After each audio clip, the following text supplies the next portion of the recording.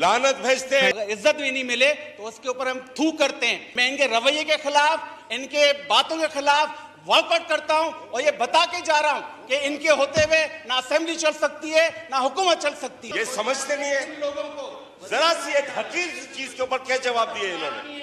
इस तरह के लोग हमें इस तरह के जवाब देंगे, यहाँ से हम उस तरफ बैठने में देर नहीं लगाएंगे। मुझे अपने हलके की आवाम ने मुंतखब करके भेजा है, किसी एरे गैरे नथु खैरे की मिन्नतें करने के लिए नहीं भेजा है। सर बहुत शुक्रिया, मैं कभी इस तरह आपको तंग नहीं करता, लेकिन मुझे अपने हलके की आवाम ने मुंतखब करके भेजा है, किसी एरे गैरे नथु खैरे की मिन्नतें करने के लिए नहीं भेजा है। ये वजारतें, ये सीटें सर ये इसलिए मिलती हैं कि आदमी इज्जत बनाए, काम करे। ये सीटें पाने के बाद अगर इज्जत भी नहीं मिले तो उसके ऊपर हम थू करते हैं। और मैं सर यहाँ एक शख्स मौजूद है जिसकी वजह से मेरे शहर हैदराबाद में वो चीज़ें नहीं हैं कि जो हमारी ज़रूरियात हैं। हमारा एयरपोर्ट बंद है, हमारा PA का ऑफिस बंद है, हमारे रेलवे लाइन पे रोज हादसे होते हैं, हमारे रेलवे लाइन पे बम फटते हैं। लेकिन जो 3.5 महीने में जो रेलवे पीछे गई है, जो एयरलाइन पीछे गई है, उसका कोई जवाब देने वाला नहीं है। और लोग यहाँ मिनिस्टर सर मौजूद नहीं है। मैं इनके रवैये के खिलाफ, इनके बातों के खिलाफ वॉकआउट करता हूं और ये बता के जा रहा हूं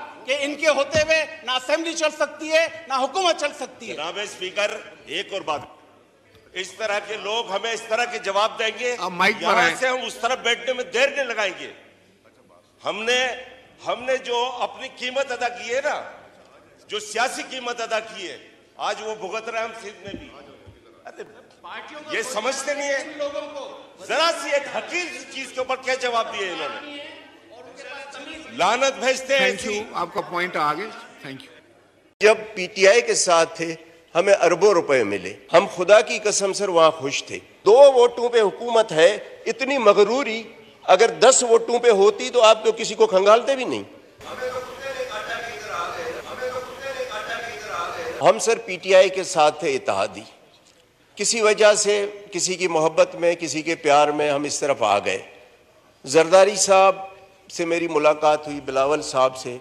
हमने कहा जी मुझे ना वजारत चाहिए ना ओहदा चाहिए, कुछ नहीं, मुझे इलाके के लिए डेवलपमेंट चाहिए। जरदारी साहब ने एहसन इकबाल को कहा, जरदारी साहब की उसने नहीं मानी। शहबाज शरीफ साहब की मेहरबानी, उसने 3 बार एहसन इकबाल को कहा कि जी असलम भूतानी मेरे पास दोबारा शिकायत लेके ना आए। फिर भी जब किताब छपी, PSDP की कोई स्कीम नहीं थी।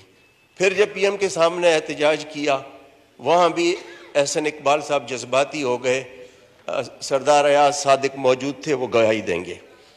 फिर सर जहाँ से नॉर्मली टेलीफोन आते हैं, उनको मैंने रिक्वेस्ट की कि भाई अगर आपके टेलीफोन में अभी कोई वज़न है तो ज़रा एहसन इकबाल को कहो। तो फिर जाके उन्होंने मेरी स्कीम रिफ्लेक्ट की। सर ये इलेक्शन साल है, इलेक्शन में हमने लोगों के पास जाना है। अब सर अगर 40 करोड़ की आप स्कीम देते हैं, 8 करोड़ उसकी एलोकेशन करते हैं, तो ये 5 साल में कंप्लीट होगी ना। पता नहीं 5 साल बाद मैं इलेक्ट होके आता हूँ, एहसन इकबाल आते हैं, किसकी गवर्नमेंट आती है, कौन है। तो इस साल हम फिर क्या करेंगे। अब सर 8 करोड़ वो भी किस्तों में मिलेंगे, 20%, 10%, 15% पूरे साल में। अब आप बताएं कि इलेक्शन में अनसर्टेनिटी होगी, कौन सा कॉन्ट्रैक्टर आके ये काम उठाएगा कि जी मैं 40 करोड़ का काम उठाऊं और ये मुझे किस्तों में 8 करोड़ मिलेंगे, वो भी आखिरी साल में ये किस्त काट देते हैं। सर जब PTI के साथ थे हमें अरबों रुपए मिले, और न सिर्फ मिले बल्कि 100% एलोकेशन थी जो आखिरी साल एहसन इकबाल ने काट दी। और फिर एहसान किया कि मैं आपको पैसे देता हूं। मैंने कहा जी ये तो वो देकर गए हैं ना, इसमें आपका कौन सा एहसान काट के दे रहे। फिर कहते हैं कि जी जो कॉन्स्टिट्यूएंसी फंड है PSDB में जिसकी स्कीम होगी उसको नहीं देंगे। तो सर हम इलेक्शन में कैसे जाएंगे। हम खुदा की कसम सर वहाँ खुश थे, ये जरदारी साहब की मोहब्बत में आ गए। ख्वाजा साहब आप सुने और शहबाज शरीफ तक ये बात पहुँचाएं। सर ये 2 वोटों पे हुकूमत है, इतनी मगरूरी अगर 10 वोटों पे होती तो आप तो किसी को खंगालते भी नहीं। सर आप प्लीज इस तरह करें। और ये सर मैं तो बोलता हूं, लेकिन जितने इत्तेहादी हैं सबके साथ यही रवैया है। कुछ शराबत में नहीं बोलते हैं, लेकिन हम सर नहीं कर सकते। तो सर ये नाइंसाफी है। मतलब अब जरदारी साहब ने 58 आदमी आपको करके दिए हुकूमत बनाने के लिए, شہباز شریف صاحب سے گلہ نہیں ہے, وہ حد سے زیادہ عزت کرتے ہیں. ہمیں سے پی ٹی آئی میں عزت نہیں تھی, فنڈز بہت زیادہ تھے, اربوں روپے کے فنڈز تھے. اب لوگ کہتے ہیں جی آپ جا کے وہاں عزت کمائیں اور ہمیں پینے کا پانی نہ ملے. تو سر یہ عزت کو پی ایم صاحب کی بڑی مہربانی, زرداری صاحب, پی ایم صاحب بہت عزت کرتے ہیں حد سے زیادہ. لیکن سر آپ ان کو بلائیں, احسن اقبال صاحب کو, نہیں تو سر یہ 1 سال روزانہ میں اسمبلی میں احتجاج کروں گا تاکہ میرے لوگ سنیں کہ کیا ہو رہا ہے. اور خواجہ صاحب اور سردار ایاز صادق صاحب بیٹھے ہیں, سردار ایاز صادق کو پتہ ہے کہ کیا ہم نے بات کی, پھر بھی اس نے نہیں ڈالی, پھر ٹیلی فون کروا کے ڈلوائیں, اور پھر بھی انہوں نے لالی پاپ دیا 20%. اب آپ بتائیں کہ اس طرح تو حکومتیں نہیں چلتی ہیں نا. جناب کا پوائنٹ رجسٹر ہو نہیں گیا. سر, سردار ایاز کو بھی پتہ ہے اور خواجہ صاحب دونوں کو پتہ ہے. تھینک